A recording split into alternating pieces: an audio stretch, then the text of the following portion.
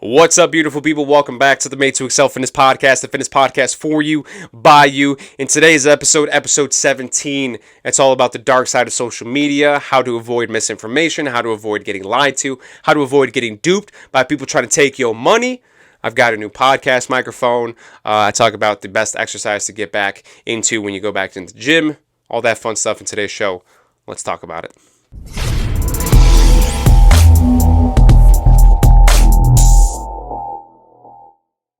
What is up, everybody? Welcome to the show. It is Monday, June 29th. Welcome back to the Made to Excel Fitness Podcast. Welcome to the show. Like I said, it's Monday, June 29th. I've got my fancy, dancy, shiny, well, it's not shiny, it's matte black, but you get the gist of it, new podcast microphone. I didn't realize how kind of distracting the white wire was going to be, but such is life. Maybe I'll get a new one in the future, maybe not. For those watching this on YouTube, it might be a little jarring to see the white wire after all this, but if you're listening on Apple Podcasts or Spotify, hopefully the clarity in the audio, the quality of the audio is so much better than the last few weeks with my new podcast microphone. So I've got my new podcast microphone. I've got my new backdrop, my gym backdrop. Does this officially make me an official podcaster? Don't let me know. I don't want my feelings to be hurt, but got a new mic, got a new backdrop. Well, the backdrop's been here for a little bit, but I'm feeling pretty official going forward in the podcast, right? And today's podcast is all about the dark side of social media. And I originally, you know what, man, me leaning back in this medium shirt is not a good look, right? I got a little coronavirus weight going. Yeah, wearing mediums on this was not a good idea. But, I want to show my new Made to Excel Fitness podcast shirt. But anyways, like I was saying, today's episode is all about the dark side of social media. And I originally wanted to do myth busting number 3 for this week's podcast. But I had a conversation with my friend Danielle. Shout out to you, Danielle.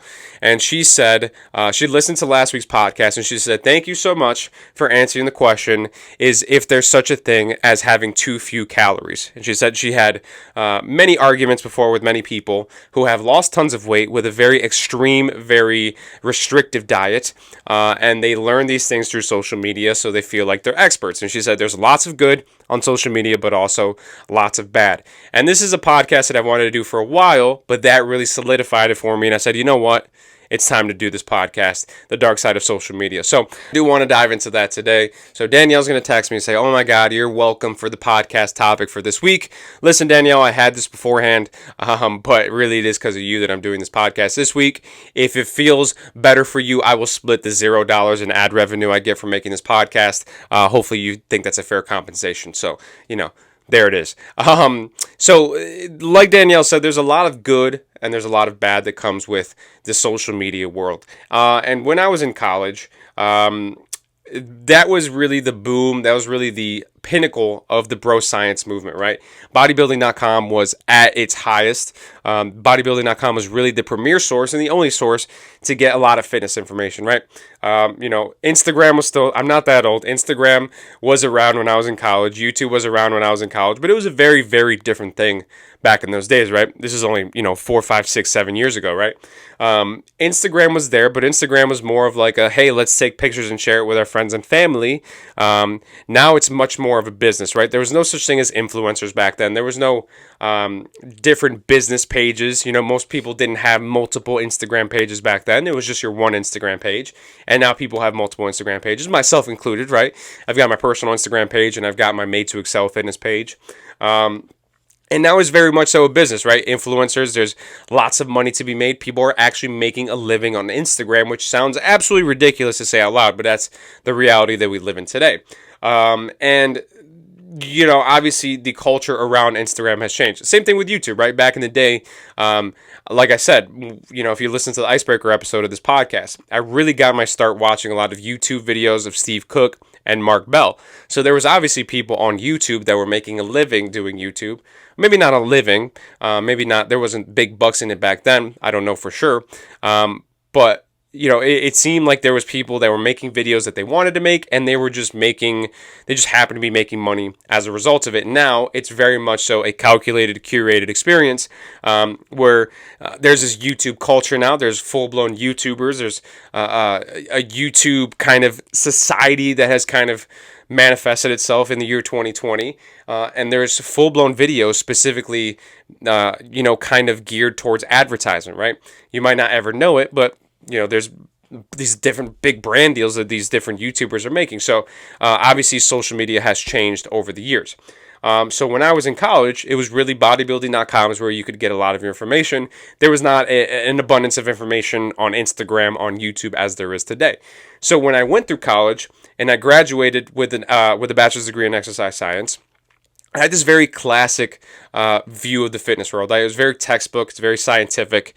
Kind of the classical way of thinking of fitness is how I thought of it back then, because that's what I was taught in college, right? And I graduated and I got a bachelor's degree, and I said, okay, this is the world of fitness as I know it. And right around, within 3 months of exiting college, I started Made to Excel Fitness. And right around that time was when Gary Vee was really booming, right?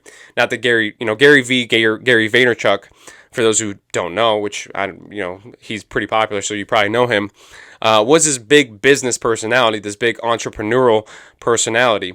And obviously, just having started Made to Excel Fitness and having it started as a clothing company, I had this big entrepreneurial spirit, and I was watching a lot of Gary Vee videos. And through Gary Vee, I found this guy named Jordan Syatt. And Jordan Syatt was Gary Vaynerchuk's personal trainer. And I said, oh my God, I love Gary Vee. I love fitness, obviously. This is a match made in heaven. And I started following Jordan Syatt. And Jordan Syatt was the first person that really started to put up a wall between science and reality, right? I thought coming out of college that those things were the same, right? Science is reality.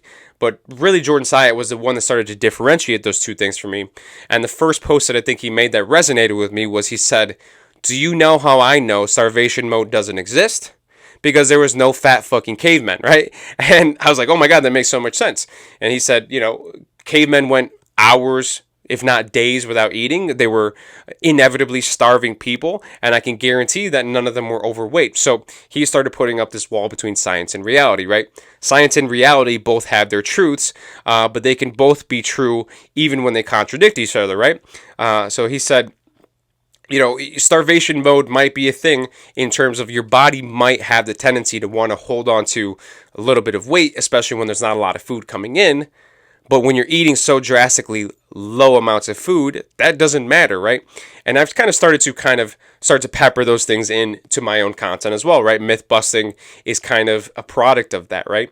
I'm trying to separate the idea that science and reality can both be true, can both have their truths, even if they contradict each other, right? Myth busting number 1 was all about metabolism, right? If you are a poor sleeper, that can negatively affect your metabolism. But you can sleep the fucking greatest in the world, but if you're eating 3,000 calories when you're really supposed to be eating 2,100 calories, it doesn't matter how well you sleep, you're still going to have trouble with your weight, right? So, so social media, finding Jordan Syatt on social media was really it really started to shift the way I looked at fitness, right? I had a very classical definition of fitness for a really long time, and through Jordan Syatt, that started to change, right?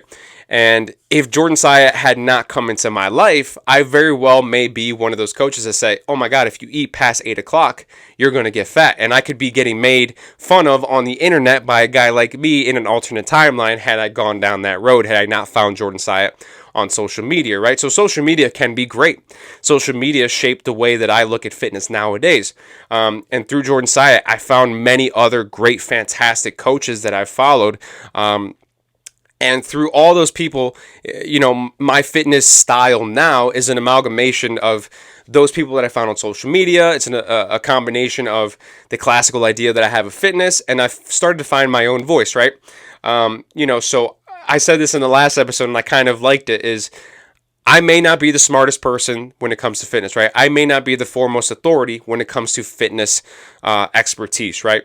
But you can bet your ass that I'm trying my best to be the Michael fucking Jordan of personal training. And if not, I want to be at least Scottie Pippen, right? That's pretty good.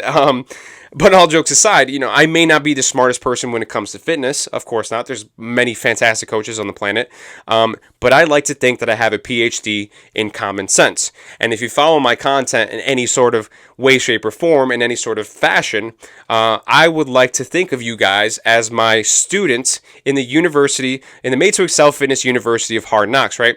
You guys may not have PhDs in common sense like I do because I'm the master, I'm the teacher. But I think you guys have bachelor's degrees in common sense, right? I think I'm trying to give you guys the ammunition that it takes to kind of start to fight off things that don't make sense, right? So being a follower of mine, hopefully you have the know-how to start to navigate things when things don't seem right to you. Now, having followed me for a while, you can start to pick up on those things, right? Somebody says, hey, you shouldn't eat past 8 o'clock because you'll start to gain weight. And you say, okay, what happens if I eat at 7:59? What happens if I eat at 7:58? Am I still going to get fat? What's the cutoff point? Is it 7:45? Is it 7:30? What's really the answer here, right? And you can start to kind of pick up on these things that don't make sense because they're not true, right? And that's what having a bachelor's degree in common sense gets you, right? And if some of you guys get really good, I'll be happy to hand out some master's degrees, right? But nobody's going to be a PhD, just me, right? And this idea of fitness that I've kind of grown with is, like I said, an amalgamation of all those other people, right? So social media has had a really profoundly positive effect on my style as a coach, right? But with the good, there's always a little bit of bad, right? Or in this case, there's a decent amount of bad. There's this dark underbelly of social media, especially as it pertains to fitness. And I kind of want to dive a little bit deeper into that. And I think this is pretty timely because I started listening to a podcast called The Rabbit Hole. And if you want to check it out, it's everywhere you can find podcasts, right? Obviously, this podcast is not big enough to have any advertisement, so I really do listen to The Rabbit Hole. This is not an advertisement. But so the idea behind the Rabbit Hole podcast is this idea that it's an investigation of this one guy, and of course it's kind of overarching, but they use the one guy as an example, who has had his political views swayed by YouTube in particular, right? And I realize now that I say this out loud how heavy-handed this sounds in terms of media swaying the way you think. This is not a political statement. This is solely in terms of fitness, right? But in the podcast, they do talk about his political views, right? And how he used to be a guy who was excited to have Obama as the president, right? The first black president. That's amazing. That's fantastic. That's great. And then through watching hours and hours and hours of YouTube a day, he started getting exposed to these different guys who were kind of into alt-right ideologies and alt-right beliefs, right? So obviously, YouTube runs this algorithm that they want to recommend you videos, right? If you're watching this video on a desktop, on an actual browser, you have recommended videos on the right side. If you're watching this on a smart TV, if you're watching this on your phone, if you're watching this on your Xbox or your PlayStation, you have recommended videos below, I believe. And these recommended videos are not the same for everybody, right? These recommended videos are tailored specifically to you based on your viewing history, right? YouTube has this algorithm. They run all your search histories through this algorithm, and they spit out the best possible video that they think that you want to listen to or do you want to watch, right? Because they want you to spend the most time that you possibly can on their platform, right? So if this person that they talk about in the rabbit hole, he's starting to watch a lot of alt-right content, they're not going to give him content from the left side because he won't watch it, right? He's going to leave their platform. The longer he stays on their platform, the more money they make, obviously. So they don't want to give him things that oppose his current views and his current trends in watching because they want him to stay on YouTube.com. So he started really getting into these alt-right ideas, and he started to change from a guy who was really excited to have Barack Obama as a president to have a very different and very polar opposite ideology, right? And he started going to the extremes on the right side. And eventually down the line, I don't want to spoil the podcast for you guys. To be completely honest, I haven't finished the podcast myself, so I don't know how it ends. And this analogy can break down entirely if the podcast doesn't end how I anticipate it ending. But eventually, he comes across a video where one of his favorite alt-right personalities gets absolutely shit on by somebody from the left, right? They had a debate, and the alt-right personality just didn't have any comebacks. It didn't have any facts to back up anything, so they kind of looked kind of dumb in this particular conversation that he had, this particular video that he watched. So he's like, oh my God, is my reality an illusion? All these things that I thought were true, they couldn't even hold up in a conversation with this other person, right? So he started going down another rabbit hole, right? This rabbit hole was now left personalities, right? People from the other side. He was very deep in the alt-right side. Now he's going back towards the left. And obviously his ideologies changed from then on there again because he started going into a rabbit hole of left content, right? So obviously in terms of this podcast, they look at his political views. And that's a very heavy-handed thing. But in terms of fitness, right, let's say that you're a person who has thought about trying to lose weight for a long period of time, and you go to the office, and your buddy Bill, who you haven't seen in 3 months because there's been coronavirus, you look at him, he's like, man, he looks good. He lost a lot of weight. You say, hey, Bill, what'd you do? You look fantastic. You lose some weight. He said, yeah, I did keto. And then all of a sudden, you're like, man, I got to look into keto because if it works for Bill, it works for me, right? And all of a sudden, you're in this rabbit hole on YouTube, on Instagram, of ketogenic content, right? And of course, YouTube is going to keep pumping you ketogenic content. Instagram is going to keep pumping you ketogenic content, right? There's all these algorithms across all these different platforms, not necessarily just YouTube, but Instagram as well, right? If you go to your Instagram page and you go to the Explore page, you're going to be shown things that are similar to the things that you already like, similar to the things that you already scroll through on your actual Instagram page, right?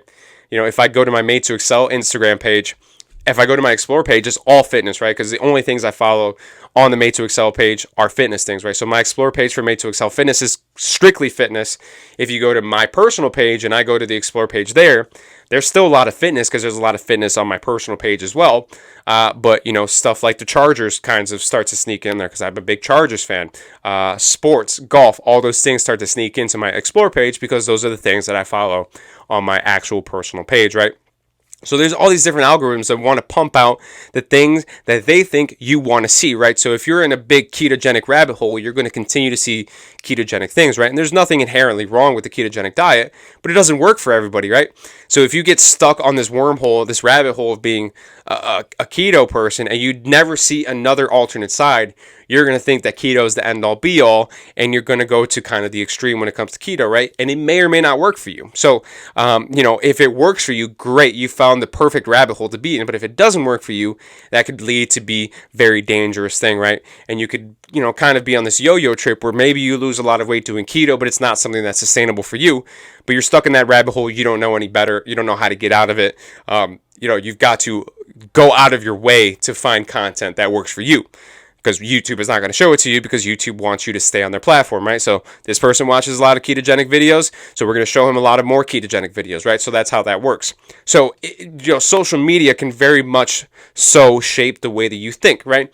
And like I said, I'm not trying to make this heavy-handed kind of political statement, just in terms of fitness, right? Depending on what you believe at one point, that might, social media might just reinforce those beliefs, even if it's not necessarily the truth, right? So that is a very interesting thing in terms of the dark side of social media. But the even darker side of social media, and they talk about this in the Rabbit Hole podcast as well, is, when the guy started going back towards the left, when he started watching a lot of left content, he was on a lot of these message boards, and a lot of the message boards were about growing an audience.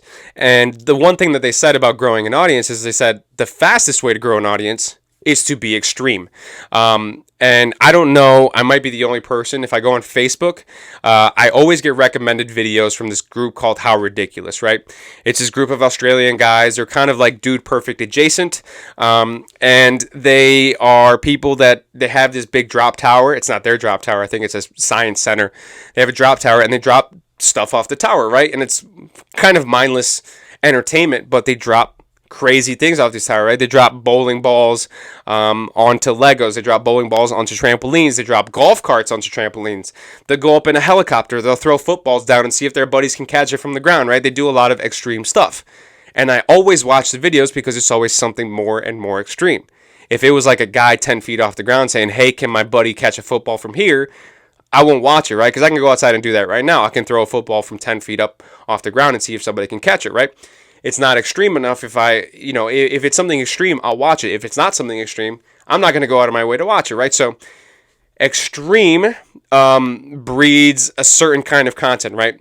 The content or the social media world that we live in now is all due to virality, right? And I don't know that's how you say that, but it's all about going viral. So people are willing to go to the extremes in order to grow this base of followers, right? And that could be extreme as in like, a hot chick who has shorts that go halfway up her cheeks, right? She will go to that extreme of doing all that just to grow her following. And she could have millions and millions and millions of followers when the world's best fitness coach tops out at 50,000 followers, right? And 50,000 followers is nothing to scoff at. That's a great number, but it's definitely marginal compared to the other people, right? Compared to others who maybe don't have any sort of fitness knowledge whatsoever. And in terms of ideologies, same thing. The more extreme you are, the easier it is for you to build a following, right? And I think the reason that is because people want to feel as if they're learning something that not a lot of people know, right? So, I'm here to tell you that the majority of the fitness kind of progress that you're going to make really comes from very simple concepts, right? Eat in a calorie deficit if you want to lose weight. Eat majority healthy foods, doesn't have to be anything crazy, and move 2 to 3 times a week, right? Try to work out 2 to 3 times a week, 20, 30 minutes, whatever you can spare. It's very simple, right? That's where you're going to make a lot of your fitness progressions, a lot of your fitness progress, a lot of your fitness results is going to come from very simplistic concepts and ideas, but people don't want to read those things, right? That's too simple. That won't work for me. There's got to be something else. So when somebody presents them something on a silver platter, says, this is the thing that you've been missing. This is the thing that nobody wants to tell you, but it's out there, and this is the real truth. It might not be true at all. And 99.99%, it's not fucking true. But it seems like it's a secret that was kept from you, and you are going to gravitate towards that, right? And to no fault of you, right? To no fault of your own. This is something that people have been doing across the spectrum, right? Across the board. It's not only fitness, it's everything, right? I'm sure this plagues every sort of subculture on the planet, on the internet, this idea of kind of this misleading, this misinformation, I should say. And that's something that breeds from trying to be extreme, right? If you're a person who is, the guy who his name starts with the letter that is between U and W, and the last part of his name rhymes with dread. He's a guy who tries to push extremes, right? Here's the one thing that you didn't know that's going to make extreme changes in your body. It's not going to make extreme changes in your body, but you're like, oh my God, this is something that I didn't know was out there, so I found it now. This is going to change my life. No, it's really the simplistic things, the simplistic ideologies that are going to change your life. But that's too simple for you, and you don't want to believe that, and that's okay. Hopefully, at some point in your life, you start to kind of come around and realize that the answer was in front of your face the whole time, right? And you can really start to focus on making actual changes in your life. So, the idea of doing the extreme is really kind of interesting and has this big, profound kind of effect on the way people think, right? So, if you're following something and you're one of my students in the Made to Excel Fitness University of Hard Knocks, and you start to have that common sense meter start to show up, hopefully you can start to combat those things a little easier, right? These extreme ideas that you see out there, these extreme ideas that are being pushed in order to grow this big audience, hopefully you can start to look at that and say, okay, they're extreme for a reason because they're trying to get a reaction out of people. They're trying to stir up this big crowd, but that's the overall goal, right? There's no truth to this, no matter how extreme it is, no matter how enticing it is. You can start to kind of sift through that information, and that's kind of the one big bad thing about social media is that once these people do amass this big following, right? Like Uncle Ben said to Peter Parker, with great power comes great responsibility. Once those people have that big following, it is their responsibility to be responsible with it, and a lot of times they're not. So, when I talk about on Mythbusting these big fitness accounts that have thousands of followers that spread misinformation, that's really not good because they've got this great power in this amount of followers that they have, and they're using it irresponsibly by putting out bad information out there, right? And now they've got thousands, if not tens of thousands, if not hundreds of thousands, if not millions of people following bad advice, right? The Rock being one of them. He's got millions and millions of followers, one of the most followed people on Instagram. He's telling people to buy different supplements, right? You maybe don't necessarily need those supplements, but he's got big power, and he was using it irresponsibly, right? So, I like to liken a lot of these people as Thanos, right? This is a second comic book reference that I make, so, there's that. But, Thanos, when he had the Infinity Stones, he was under the impression that the world was dying due to overpopulation. And if he could make half the population go away with a snap, the world would go back to normal. The world would start to normalize and heal itself, right? So even a lot of these people out there, I don't think they do it with malicious intent, right? Thanos thought he was doing the right thing by snapping half the population away. And a lot of these fitness influencers who really have no business putting out fitness content, they really mean well, but they are mistakenly putting out some bad information out there. They don't mean to do it, but they do it anyways. But the guy, the letter between U and W, last part of it rhymes with dread. He's the guy that's doing it with probably maybe not malicious intent, but purposely being sneaky, right, to try to get your money. So, this is just a cautionary tale, right? Social media could be this great, fantastic thing, right? Social media has shaped me to be the coach that I am today. But social media also has a dark side. But as long as you're a student of the Made to Excel Fitness University of Hard Knocks, of Common Sense, and you've got your bachelor's degree in common sense, hopefully you can start to sift through those things. And like a lot of the things that I mentioned on the podcast, when it comes to that guy, when it comes to the girl who's telling people to eat 1,200 calories, when it comes to the person who's telling people to stop eating sugar, when it comes to John Kavanaugh, the UFC coach who's telling people that sugar is the biggest problem, when you start to see those things, even if you're a follower of these people, you can start to say, okay, that doesn't make sense to me. Let me just keep doing what I'm doing. So hopefully that kind of made sense. Hopefully you start to be aware of the perils of social media. Obviously you were aware of it before, but at least in a fitness sense, there's a lot of bad information out there. Finding people that you trust, that you can follow. Hopefully I can be that kind of guiding light for a lot of you guys out there. Finding people that have your best interest in mind can go a really long way, and that could be a beautiful thing about social media, but just be aware that not all of social media is like that. So just a forewarning, guys. But that about wraps up that portion of the show. Now we've just got the Q&A. Got 2 questions here. First question is, what is your favorite Ronnie Coleman saying?